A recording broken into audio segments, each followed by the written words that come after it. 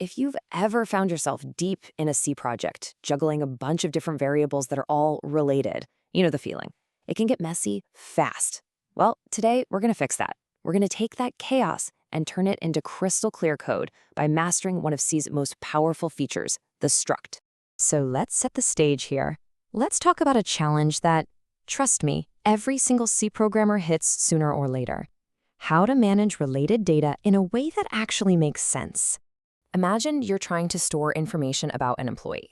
You'd probably have, a character array for their name, an integer for their age, and a float for their salary. Now, logically, in your head, all of this data belongs to one person. But in your code, there are just three totally separate, disconnected variables floating around. And if you add another employee and another, well, you can see how this becomes a real headache to keep track of. So, the big question becomes, how can we actually group these different data types, the char, the int, the float, and tell our code, hey, all of this stuff belongs together. This is one thing. And the answer, my friends, is a beautiful little feature of C called the struct. Let's dive into exactly what it is and how it's going to solve our problem. So a struct, which is just short for structure, is basically a way for you to group a bunch of variables together, even if they're different types, all under one single name. Think of it like you're building your own custom container for your data. And this right here is the absolute game changer. Using a struct isn't just about grouping stuff. You are literally creating your own brand new data type. You know how C has built-in types like int and float? Well, with struct, you can create your very own person type. How cool is that? Okay, so how do we actually make one of these? Well, you can think of defining a struct as creating a template or a blueprint for your new custom data type.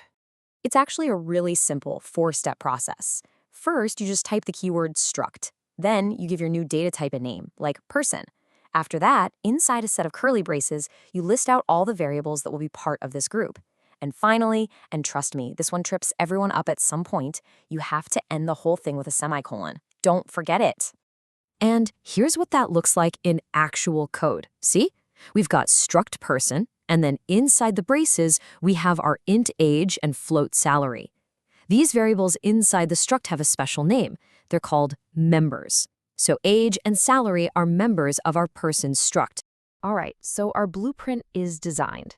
But a blueprint is just a piece of paper, right? Now for the fun part.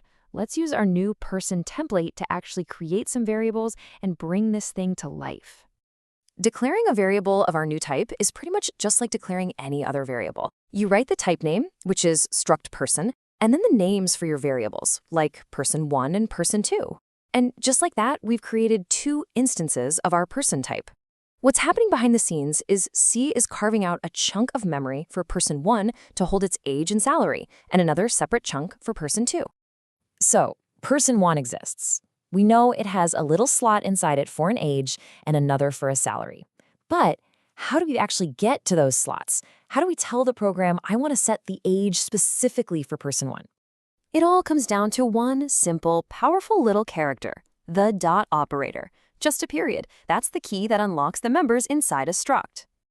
And using it is as easy as it looks. You just type the name of the variable, so person1, then a dot, then the name of the member you want to access, like age.